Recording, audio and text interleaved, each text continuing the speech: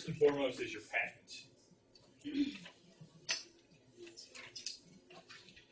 When a state is formed, like Oklahoma, somebody owned all of the real estate that is Oklahoma prior to the state being formed.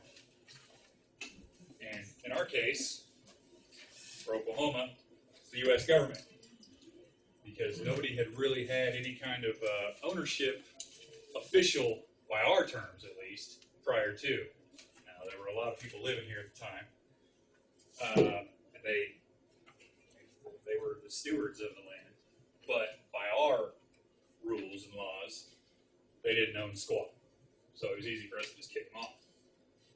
When statehood is formed, then everything, for the most part, is granted to the state of Oklahoma. And then it's divvied out according to state laws, land runs, things of that nature. We had a lot of Indian patents, where people are just allotted things.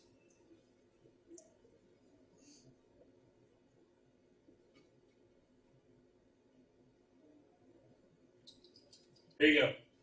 Sorry for treating you the way we treated you for the last 100 years, murdering all your ancestors and giving you pot-still blankets and whatnot. Here's some free land. A lot. We're just allotting it to you. You're not buying it. Joe Schmo just gets standard patent. If he proves he lives on it, like in the case of a land run, somebody goes out and stakes their land and now they're going to build a house here, they're going to get a homestead patent. Homestead is where you live. You can have property everywhere. But if you live on it and have it declared as a homestead, then it's a homestead. This is a patent. It's coming from a governing agency called the original ownership. State of Oklahoma or the United States government issues patents to individuals and companies occasionally.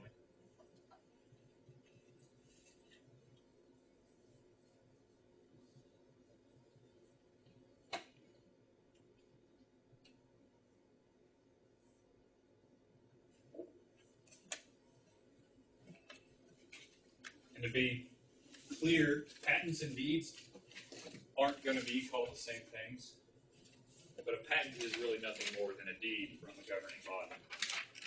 Types of deeds. A deed is just a conveyance. Party A granting to Party B, signed, dated. This is what it is. We have warranty deeds.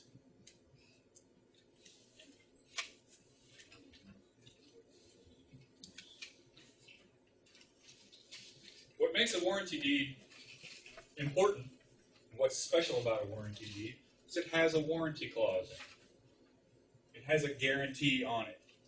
It says that I'm giving you such and such, and if it's incorrect one way or the other, I'll make it right. Party A is granting to Party B the northwest quarter. Party B thinks that they're getting 160 acres plus all the surface. But Party A only owns the east half of the northwest quarter. It's a warranty deed. Party A needs to fix it, make it right. Either by giving Party B some of their money back or getting the other portion of that northwest quarter, the west half in this case, to give to Party B. A warranty deed is important for its warranty. It's a guarantee clause. If I do something, if I sell something to somebody, and it's not right, I will make it right. By law, one way or the other, either monetarily or through ownership. And its warranty is in the fact that it says warranty? You will find a warranty in the warranty. It's an 18. Or does it say that there's a warranty? No, there is a warranty in it. Go to page 31 of your book. Warranties will show up in different places, and depends on what the state is, and they might be read differently. So in the case of page 31, we have a warranty deed. Up top it says warranty deed. Up top doesn't mean anything to us. Just because an instrument says something in a title, it's called a warranty deed, doesn't mean it's a warranty deed. or a quitclaim deed, or an affidavit, or a box of Fruity Pebbles. What makes a box of Fruity Pebbles a box of Fruity Pebbles? Is if it's got Fruity Pebbles inside it. If it doesn't have a warranty clause in it, it's not a warranty deed. A lot of times, like I said, 100 years ago, people didn't know what they were doing. They were trying to convey something. They just grabbed whatever they saw, whatever their friend told them to use, and then they wrote it up however they wanted. They might have grabbed, something called a warranty deed, and they might have written it up wrong, so it doesn't have a warranty. In this case, this does have a warranty. Can you find it? That last paragraph, last section. Halfway down the page, right underneath all those blank lines, Warrant the title. together with all the improvements thereon, blah, blah, blah, blah, and warrant the title to the same. They're warranting everything that's written above it. And that's something that there's debate about, because occasionally you'll see mistakes that are made, and then they're treated as if the mistakes weren't made throughout history. And if something's treated as if it's correct, in Oklahoma we'll call it marketable title.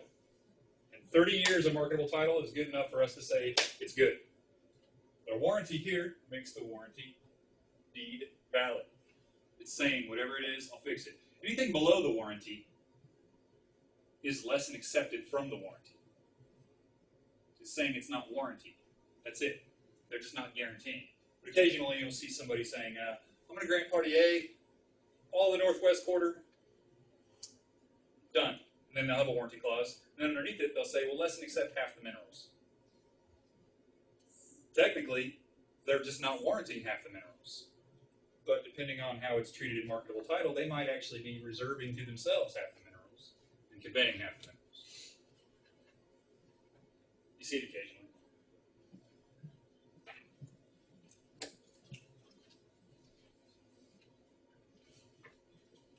Quitclaim deed.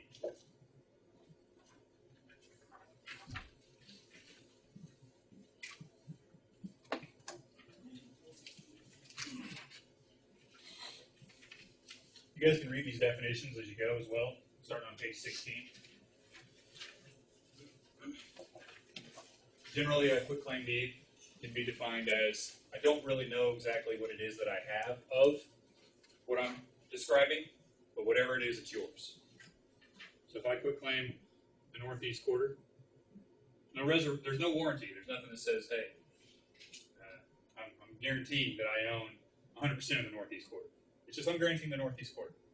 If I own 10 acres of the northeast quarter, or 5, or whatever, I might think I own 215 acres of the northeast quarter.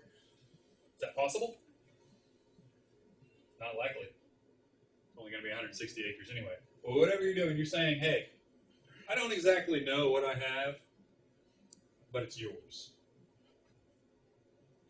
If I'm granting 1/2 minerals of the northeast quarter, and I only own 1/4 of the minerals, there's no warranty on that. So you're getting what I have, period. You're getting that 1/4 interest. And I don't have to make it right. I don't have to fix it. It's not guaranteed. So we have to know what you're actually receiving. We have to do the research too. Oh, yeah. Yeah. Oh, yeah. Our job is to research the title from the very first conveyance from the governing body until right now. We need to know. We don't really care who used to own it, but we need to know who used to own it to know who owns it now.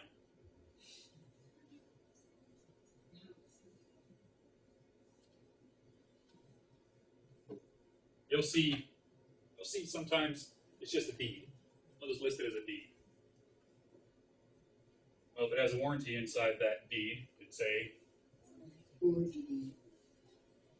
if it doesn't, treat it as a quitclaim deed. You might have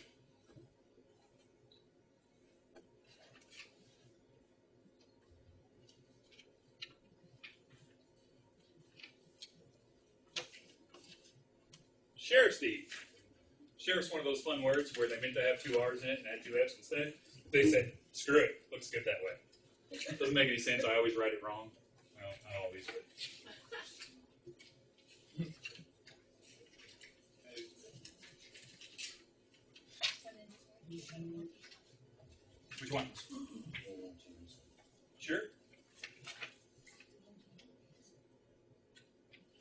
days and warrants too.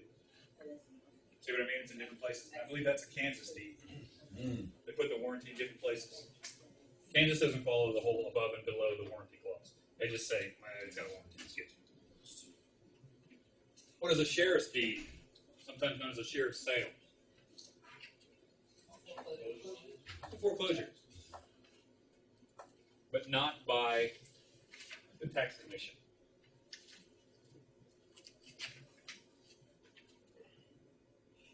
There's two different ways of looking at those. Say you have a mortgage. You got your northeast quarter mortgage to the hill, and you skip 2 payments. They go through all the proceedings and they foreclose on you. Well, tax commission, or the corporation commission, or the county assessors will get involved, and they just take it from you. There's legal proceedings. You're going to have court cases and things that are filed, but you're not usually going to find those in the county clerk's office while we're doing our work. All you're going to see is a sheriff's deed. The tax assessor, county commissioner, they take it from the defaulting party, and they give it to the sheriff of the county, who in turn goes through the auction process. You're not going to see any of that either, typically, unless you start going through all the proceedings up in the court clerk's office. They'll put it up on the auction block. They'll advertise throughout the county for 2 weeks or 6 weeks or whatever it is at the time that they say they have to.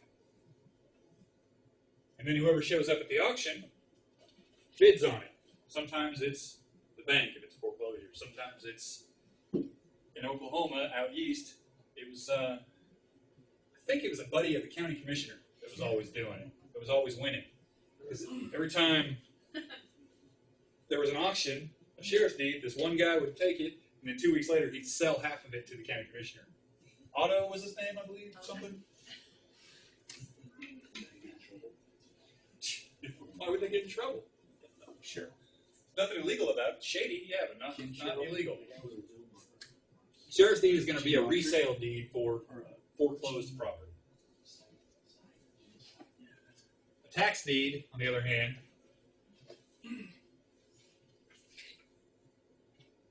don't pay your taxes. Tax commission says, give me that. And they're going to do it in one of 2 ways. They're either going to give it out as a tax deed to a new party, or they're going to get it out as a patent. Typically, it'll be a tax deed, but occasionally it will be in a patent. Is that here just in Oklahoma? Sorry? Is it just in Oklahoma? Every state's going to have their own laws regarding how that works out. Like, for instance, with a sheriff's deed, up until the point that the sheriff's deed is actually issued, the defaulting party has a right to go ahead and pay whatever it is they're supposed to pay that they defaulted on, and it'll be granted back to them. Now, let's say Party B wins the auction for the property, and they pay $10 for it. And then the sheriff's deed, it doesn't actually come out for another 3-4 weeks. Until that sheriff's deed comes out, even though the person won the auction, the original defaulting party is allowed to go ahead and make up their payments, pay what they owe, plus interest to cover Party B's purchase. And then their property comes back to them. As long as the sheriff's deed has not actually been issued yet, filed of record. That's usually not an issue. You're not going to see a whole lot of adverse possession and things when it comes to the sheriff's deed. Sorry? Very rare to see them. Oh no, it's all the time. Yeah, we love sheriff's deeds, especially prior to the year on that. You remember? 79. 79? 78? Oh, they don't tax minerals. Yeah, minerals aren't taxed, so it doesn't matter. If it says the northeast quarter and it doesn't say less than accept minerals, whatever minerals they had go with it automatically. Separate. So where did you find all this? There's certain counties in Kansas tax. It's not going to be mineral deeds; it's going to be sheriff. Oh, sheriff's, okay. Sheriff deeds, sheriff sales, auctions. If it just says the northeast quarter, everything that was owned by the defaulting individual after 1979, we'll say, goes with the sheriff's sale. So if they own 50% of the minerals, or 100% of the minerals, or none of the minerals, whatever it is that they own goes. But you don't find minerals on the same list as you would a house or something like that. It's just two separate lists that they have because they have all houses and then all mineral lists. You don't need to see. You just need to know how it was owned prior to the sheriff getting his hand Why? on it. But if we were like if you were going to go to an auction and buy the minerals at an auction, If it's just minerals, it'll be just minerals. That happened, I Right. remember, excuse me, but I was going to say that happened in Arkansas when I worked out there. Is some time ago, I think it was the 50s, they started trying to tax minerals. People didn't pay that, so they defaulted. They took their minerals and they sold them at auctions.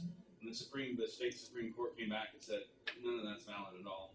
You don't know what the value of a mineral is until it's actually been marketed.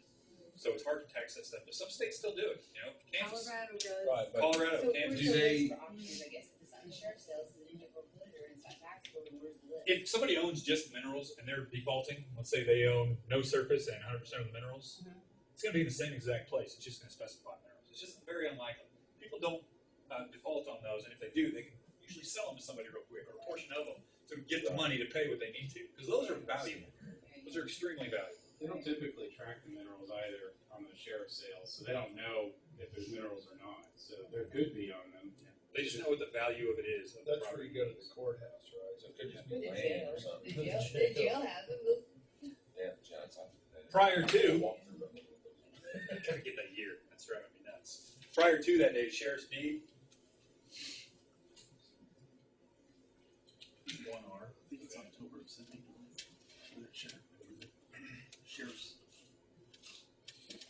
Party A owned, let's say, all the surface, 75% of the minerals. Party B owned 25% of the minerals.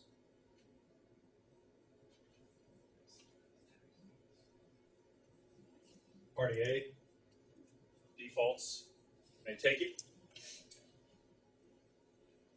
If whatever this area is covering is not producing, means there's not a well of any type producing, they go ahead and take this guy's too.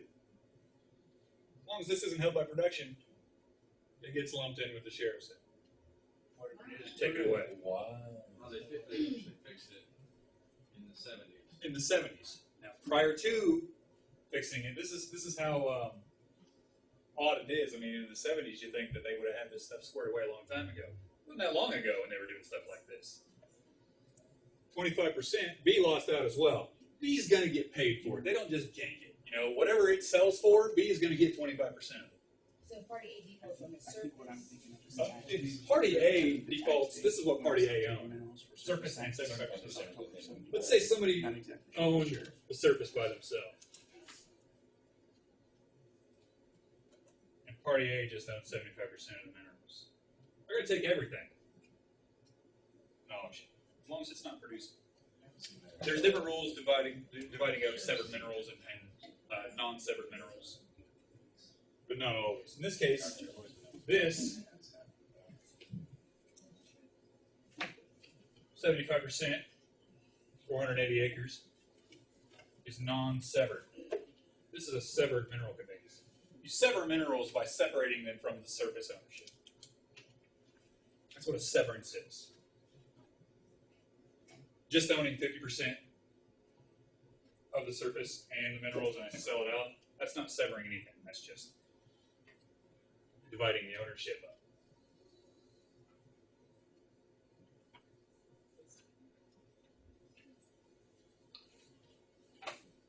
Other types of deeds.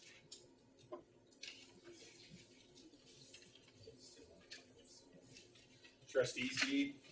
Can we go back to that? Betcha. What do you want to go back Still to? like that? Still like Well, what? they take No, after 1979, the only people that are defaulting are getting their stuff taken. They fixed it. Okay. It just took them 80 years. So people finally said, dang, this is crap. Okay. Trustee's deed. Basically, a custodian of said ownership is transferring things to somebody else. You'll see that in different ways. You'll see it as a guardian deed or trustee's deed. Let's say somebody dies and there's 4 kids. They're all minors. We have to appoint a guardian for the ownership of said real estate. apparently a minor can't be trusted with things. Shocking. So they have to have a guardian.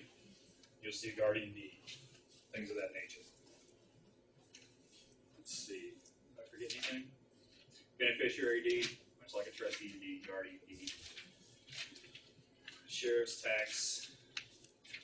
My personal favorite.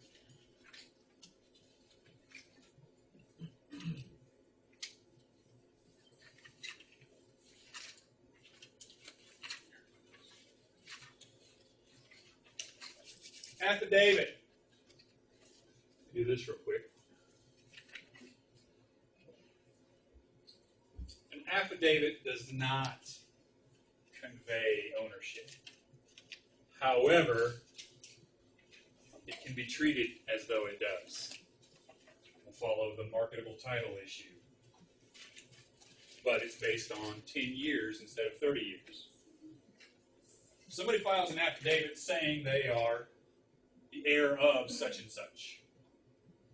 And they own a quarter interest.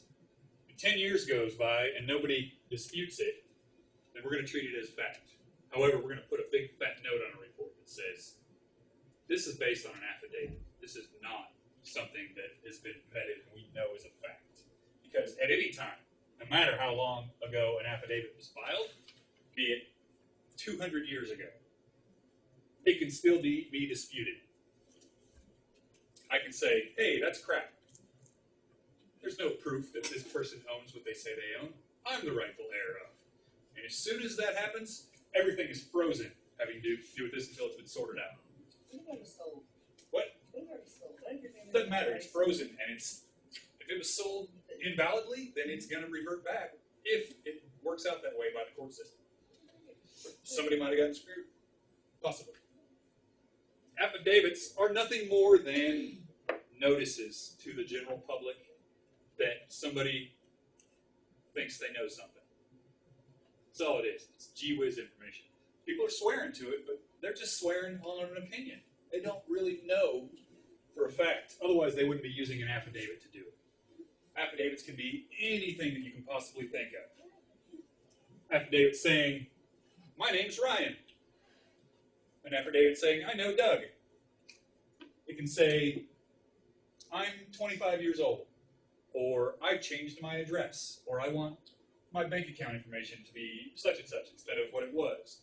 It could be, I'm changing my sex. I want to be a girl. Name changes. I've seen all of these things, including the sex change. They're not doing anything other than saying, hey, everybody, I swear this is true, as far as I know. The only thing that I can say I like about an affidavit is that if somebody's lying about it and they know they're lying, they can be held perjurous. I've never seen an affidavit get overturned, though, because somebody knew they were lying. Because it's based on what their knowledge was at the time of the filing. I file an affidavit that says, I know Josh, and Josh owns 100% of the Southwest Quarter. Great, good for Josh. Josh may have never showed up in title at all until that point. 10 years goes by. Should the next person that runs this say that Josh owns it? Some places will say yes. Some companies will say, yeah, go ahead and best title off of an affidavit. I'll tell you now, don't do it. You can put a note in there that says, hey, as of 1995, there was an affidavit filed that said Josh owns it. But according to my records, Brandon still owned it. And Brandon's been treating it as if he owns it for the last 10, 12 years. I'm going to put an affidavit in there that says, hey, this guy's trying to lay claim to it, adverse possession style. It's not his fault because I'm the one who filed the affidavit. I might have been listening to him, though. He might have been telling me that he owned it. So as far as I know, he's a trustworthy guy. I filed an affidavit. Affidavits are not used for anything other than people saying that they think they know something. Good? I hate affidavits. What do you do if all the people are dead? Sorry? What if the Still, if they're dead? Which people? Which people are dead? The people that signed the affidavit saying that they're heirs or members to that real estate property. I don't care. I'm not vesting title off an affidavit anyway. I might list that information in my note that says such and such who said they owned it is dead and their possible heirs are such and such. Because if it is a possibility that it is correct, I want to make sure that it's noted. That way, if it is proven to be correct, then we can just follow that chain and scratch the other one. So you're going to have legs. Party A comes along, and there's an affidavit filed. It says if B, C, and D get it as the heirs. Well, there was a deed filed from A to F, a year later or a year before. Well, now I have two chains that I got to follow. We need to have a big fat note in between because we don't really know yet exactly which one is accurate. Until somebody comes along and says, legally, like a big judge's signature, says, yeah, this is crap. This is right. We're good. Would you turn that over to a title company at that point, or No. That's why I get paid the big bucks. just get run it yourself? I figure it out. Yeah, figure it out. If you don't know it, do you ever guess? No. But the equivalent of a guess for a landman is a big fat note that says, I'm not really sure. You guys will see a lot of notes. You'll learn how to write them. They're not that bad. They can be a pain, but really they're not that bad. You just got to know how to write them. Say, you need to be able to write a note that says exactly what the problem is and what the likely outcome is, but in a way for a layman to understand it. Because the guys who are reading them aren't lawyers. And we're not lawyers. Questions? Notes are very, very important. You should see some title opinions done by lawyers. Title opinion will have notes like we have, but they'll have 1 billion of them. That's a rough estimate. Because lawyers know nothing more. They don't know anything as good as they know how to cover their own butts. Lawyer spends the majority of their time in law school learning how to not be accountable. That just means writing out big notes that say, not my fault. We got to learn how to do not my faults as well.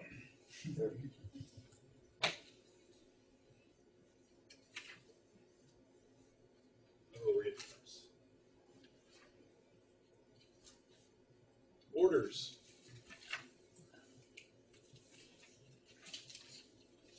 Lots of different types of orders.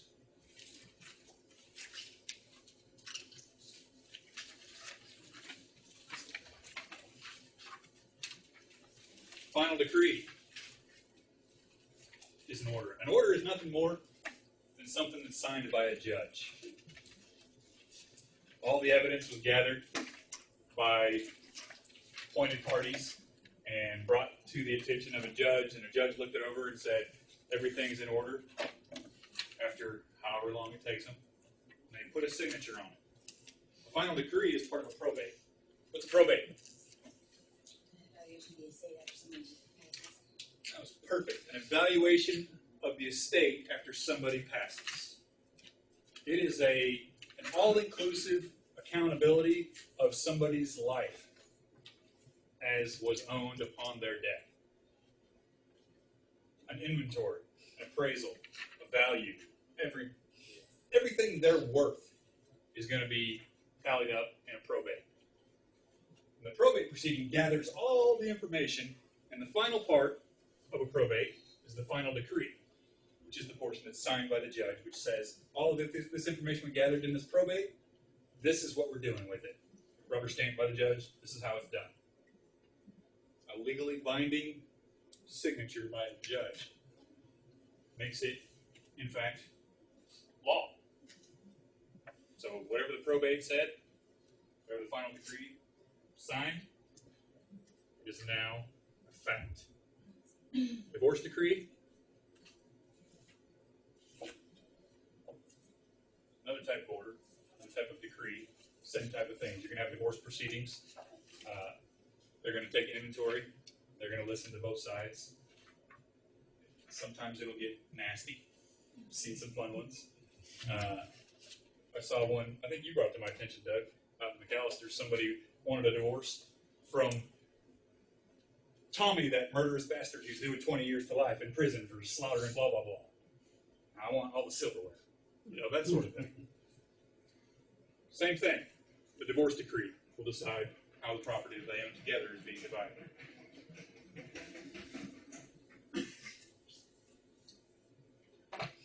Here's a fun one. Oops.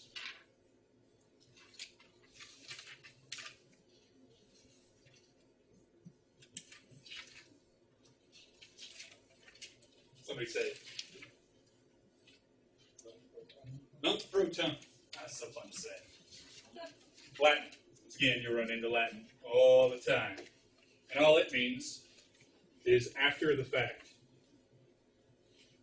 The judge signs it as well, but all the proceedings that they go through with a decree of some type has been gathered in the probate proceedings or divorce proceedings and any other thing that they have proceedings for. And then they sign it and they get the final decree done. And then somebody else says, oh, we forgot about something, Your Honor.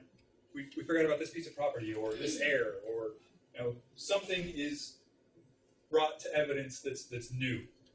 So a judge looks it over and says, oh, you're right, it should have been included. So they'll file a nunc pro tempore, sign it. And it's basically an addendum to something that was already finalized and filed. So if the estate hasn't been probated yet, then they can't deed over memos or anything, right? The estate still has to evaluate it. Depends on how it's set up in the first place. Anything a judge signs is going to be in order. Just many different types of. Let's go to lunch.